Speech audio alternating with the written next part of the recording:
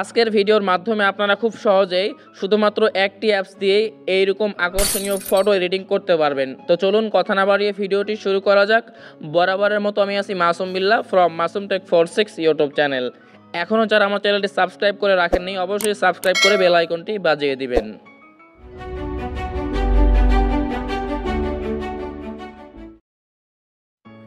তো সেই জন্য সর্বপ্রথম চলে আসলাম আমি আমার ফোনের স্ক্রিনে। তো আপনারা প্লে স্টোর থেকে Pixllab অ্যাপসটি ডাউনলোড করে নেবেন, অথবা আমার ডাউনলোড লিঙ্ক আমার ডেসক্রিপশন বক্সে দেওয়া থাকবে, সেখান থেকে আপনারা খুব সহজে ডাউনলোড করে নেবেন। তো আমি আমার অ্যাপসটি ওপেন করতেছি। তো ওপেন করলে আপনাদের সামনে কিন্তু এইরকম একটা অপশান পাবেন। তো সর্বপ্রথম আপনারা যে কাজটি করবেন, একটি ব্যাকগ্রাউন্ড তৈরি করে নেবেন। তো ব্যাকগ্রাউন্ড তৈরি করার জন্য যে কাজটি করবেন, এখন আপনারা চলে আসবেন এই অপশানে, ব্যাকগ্রাউন্ড অপশানে। এখানে আসার পর আপনারা দেখতে পাচ্ছেন কালার অপশান, এখানে একটা ক্লিক করে দিবেন। এরপর এখানে দেখতে পাচ্ছেন কালার এবং গার্ডিনেট, আপনারা জাস্ট গার্ডিনেট নিচের অপশানে ক্লিক করে দিবেন।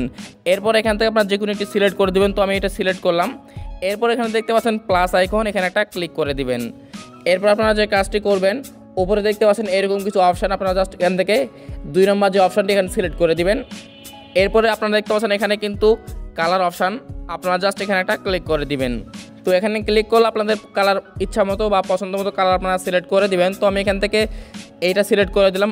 এক কথায় আপনারা এটা যেখানে নিয়ে রাখবেন সেখানে কিন্তু সেরকম কালার হয়ে যাবে। তো আমি জাস্ট এখানে রাখলাম।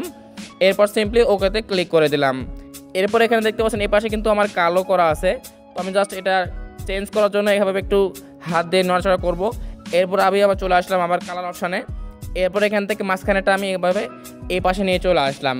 উপরে দেখতে পাচ্ছেন এটা কিন্তু পুরোপুরি সাদা হয়ে গেছে। আমি জাস্ট এখন ওকেতে ক্লিক করে দিলাম। তো দেখতে পাচ্ছেন উপরে সাদা এবং নিচে কিন্তু ব্লু কালার একটি ব্যাকগ্রাউন্ড তৈরি হয়ে গেছে। সিম্পলি আমি এখন ওকেতে ক্লিক করে দিলাম। তো দেখতে পাচ্ছেন আমাদের সামনে কিন্তু ব্যাকগ্রাউন্ডটি চলে আসলো। এখন আপনারা যে কাজটি করবেন, প্রথমে এই লেখাটা ডিলিট করার জন্য চলে আসবেন। উপরে দেখতে পাচ্ছেন ডিলিট আইকন, এখানে একটা ক্লিক করবেন। এরপরে ওকেতে ক্লিক করলে আপনাদের লেখাটা কিন্তু ডিলিট হয়ে যাবে। এখন আপনারা কিভাবে এইরকম শেপ ব্যবহার করে ডিজাইন করবেন, তো সিম্পলি আপনারা প্লাস আইকনে ক্লিক করে এখানে দেখতে পাচ্ছেন 3 নম্বর আইকন শেপ, এখানে একটা ক্লিক করে দিবেন। এরপর সিম্পলি আপনারা এখান থেকে সাইজ মতো এখান থেকে শেপ নিয়ে নেবেন। তো আমি এখান থেকে এটা শেপ নিলাম। আপনারা এভাবে সাইজ মতো করে নেবেন, এভাবে একটু টানা হেঁচড়া করে। তো জাস্ট আমি ওকেতে ক্লিক করে দিলাম। তো একটা কিন্তু আমাদের শেপ তৈরি। এখন আপনারা সিম্পলি এইটার উপর কপি করবেন। এরপর মাসের অপশানে চলে আসবেন। এখানে আসার পরে আপনারা কপি অপশানে ক্লিক করলে কিন্তু এইটার 2টা ফাইল হয়ে যাবে। তো আমি জাস্ট এখানে নিয়ে আসলাম। এরপর এইটা একটু টানে একটু বড় করে নেব ওইটার থেকে, যাতে একটু দেখতে ভালো লাগে। তো সিম্পলি আমি নিলাম। এরপর আমি আবার এটা কপি করব। এরপর সিম্পলি এভাবে নিয়ে আসলাম। এরপর এইটা আমি আর একটু ওইটার থেকে বড় করে নিব। আমাদের কাজ কিন্তু শেষ। এখন আপনারা যে কাজটি করবেন, আবার মাঝের অপশানে ক্লিক করে এইটা কপি করে আপনারা এই পার দিয়ে দিবেন এভাবে। এরপর সিম্পলি আপনারা এইটাও কপি করবেন। এক কথা আপনারা এখানে যেগুলো রাখবেন সেগুলো কিন্তু দেখতে সুন্দর লাগবে এবং সেগুলো কিন্তু আপনাদের ছবিটা অ্যাডজাস্ট হবে। তো এখন আপনারা যে কাজটি করবেন, প্লাস আইকনে ক্লিক করে উপরে দেখতে পাচ্ছেন মানে এখানে দেখতে পাচ্ছেন লেয়ার অপশান, এখানে ক্লিক করে আপনারা এখানে ক্লিক করে দেবেন নিচে।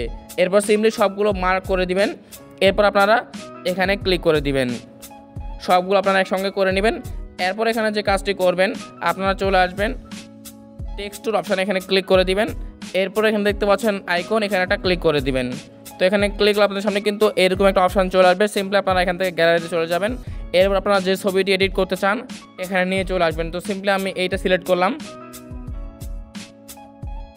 তো আমি এইটা সিলেক্ট করলাম।